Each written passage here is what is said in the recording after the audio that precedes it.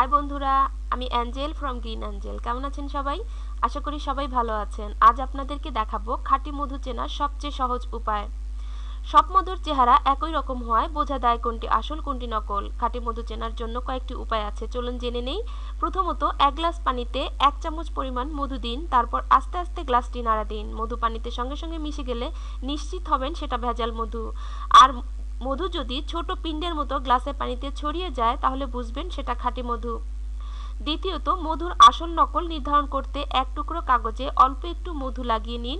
এবার যেখানে পিঁপড়ে আছে সেখানে রেখে দিন, তারপর অপেক্ষা করতে থাকুন। মধুতে যদি পিঁপড়ে ধরে তাহলে বুঝে নেবেন আপনার কেনা মধুতে ভেজাল আছে। তৃতীয়ত, পরিষ্কার সাদা কাপড়ে অল্প একটু মধু লাগিয়ে শুকিয়ে নিন। একটু পর কাপড়টি ধুয়ে ফেলুন। কাপড়ে দাগ লেগে গেলে বুঝতে হবে এই মধু নকল, আর কাপড়ে দাগ না থাকলে সেটা খাঁটি মধু। চতুর্থ, এছাড়াও একটু সময় নিয়ে যদি যাচাই করতে চান আপনার কেনা মধুটি আসল নাকি নকল, তাহলে মধু ডিপ ফ্রিজে রেখে দিন। ভেজাল মধু হলে সেটা জমে যাবে, আর না জমলেও সেটা ভেজাল মধুতে নিশ্চিত নিচে তলানি পড়বে।